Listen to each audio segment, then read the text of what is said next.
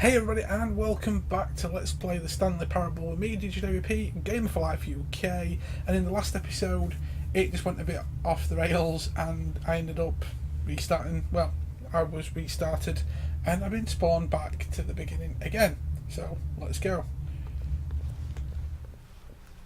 And now he's not talking to me. You know what, Stanley? Whoa. I say forget the adventure line. What's it ever done for us? We're intelligent people, right? Why can't we make up our own story? Something exciting, daring, mysterious. Ooh, this all sounds perfectly doable. Why don't we simply start wandering in, well, I don't know. How about this direction? Okay, let's wander in that direction.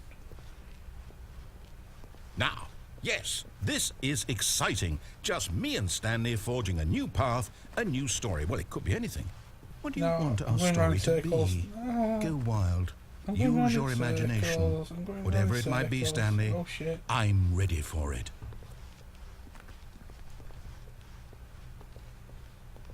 Oh, no, not you again. Stanley, I'd also like to veto the line from having any role in our awesome new story. No lines or monitor rooms. Just don't acknowledge it, and we should be fine. I'm acknowledging it because it's going the same direction I'm going. What are you doing to me, game?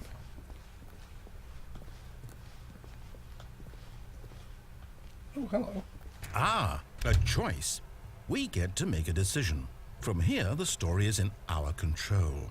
How important, we mustn't squander the opportunity. In fact, I believe I need a minute to think here. Just walk in circles for a minute.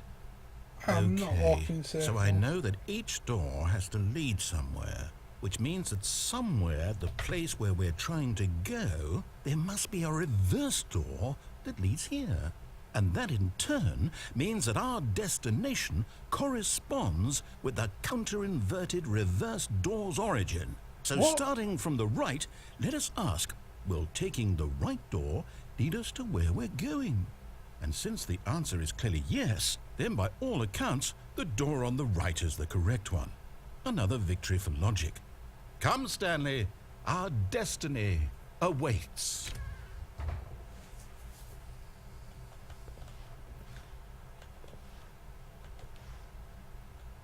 The confusion ending. What?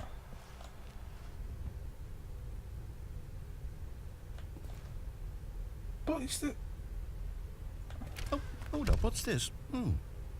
The confusion ending. You're telling me that's what this is? It's all one giant ending? And we're supposed to restart the game, what, eight times? That's really how all this goes? What? It's all determined? So now, according to the schedule, I restart again. Then what?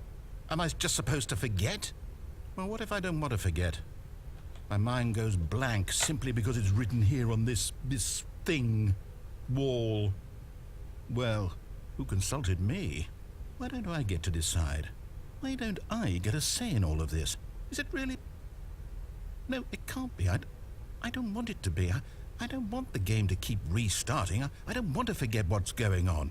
I don't want to be trapped like this. I won't restart the game. I won't do it. I won't do it. I won't do it.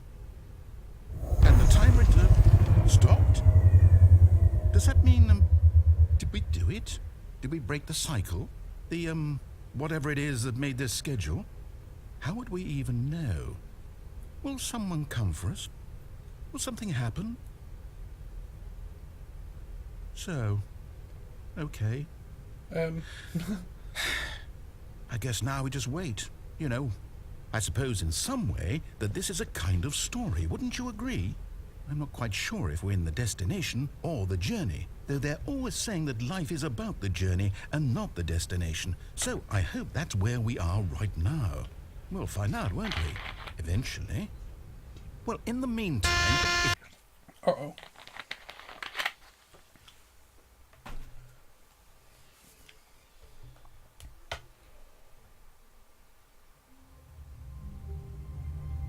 Okay. Now I've been restarted again. All of his co-workers were gone. What could it mean? Not this again. Stanley decided to go to the meeting room. Perhaps he had simply missed a memo.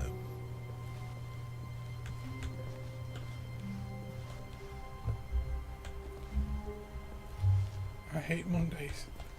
This game is just playing with my head now. When Stanley came to a set of 2 open doors, he entered the door on his left. Okay.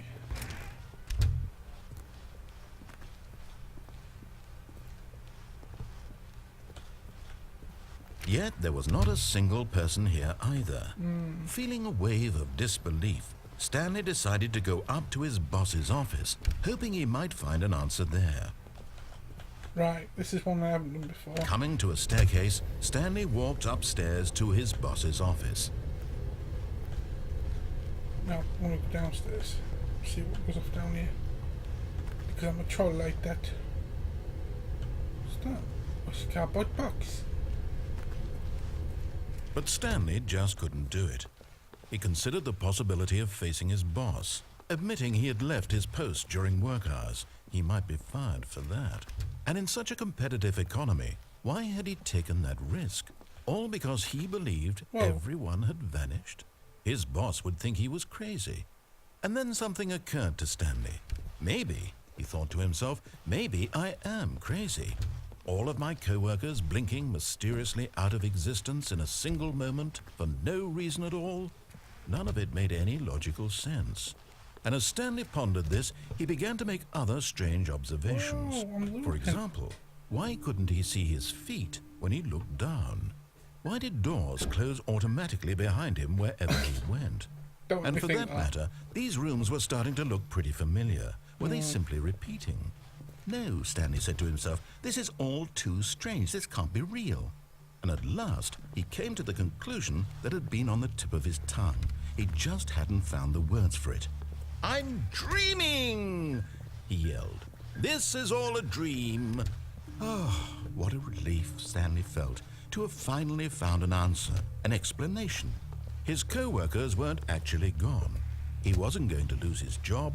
He wasn't crazy after all. And he thought to himself, I suppose I'll wake up soon.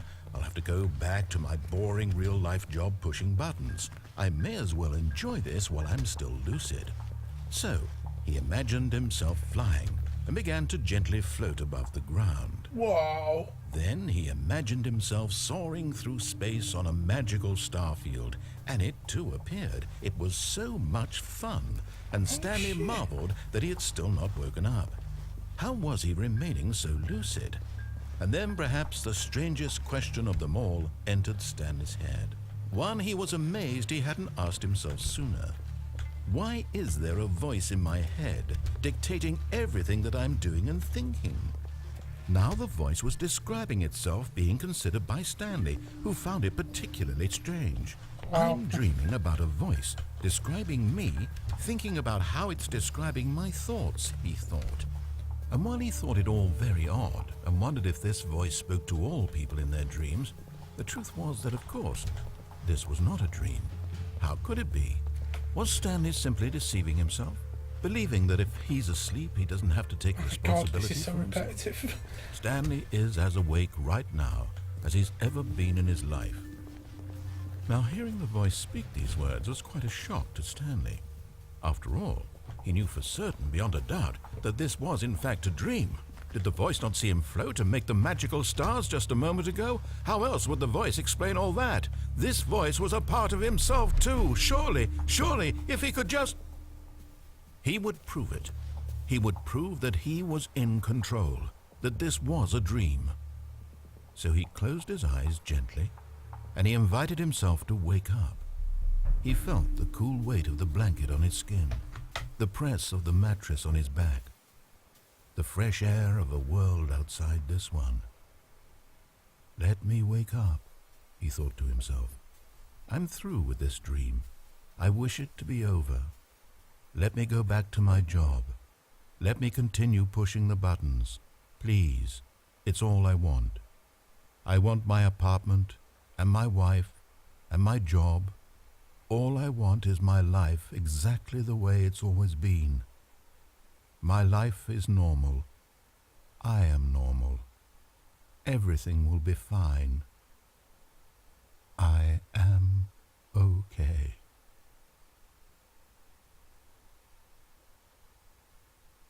Oh shit. Stanley began screaming. Please, someone, wake me up. My name is Stanley. I have a boss. I have an office. I am real. Please, just someone tell me I am real. I must be real. I must be. Can anyone hear my voice? Who am I? Who am I? And everything went black.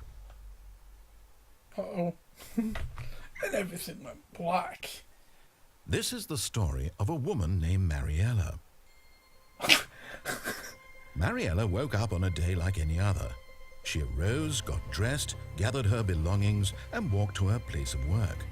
But on this particular day, her walk was interrupted by the body of a man who had stumbled through town talking and screaming to himself, and then collapsed dead on the sidewalk.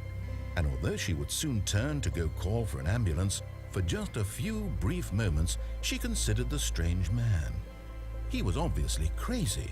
This much she knew. Everyone knows what crazy people look like.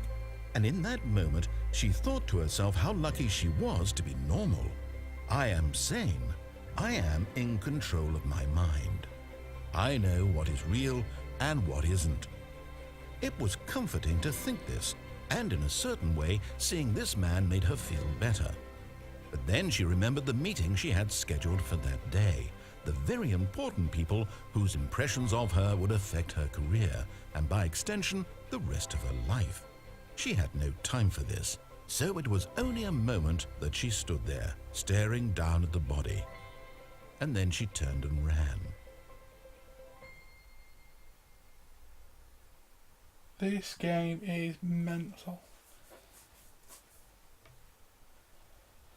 Oh my days.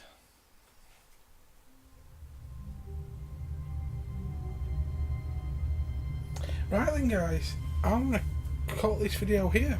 It's been a bit longer I think than the last few videos. I think this is getting to the actual end of the game, I'm not sure, but I'm really enjoying this game. It's mind bending, it's really weird, but wow, it's freaking fantastic. Sorry if I'm not talking as much through the video as the narration, it's just epic anyway, so let it do the talking for me. But don't forget to click that subscribe button, let us know what you think, give the video a like, and so much more. See you in the next video guys, and have a very good day.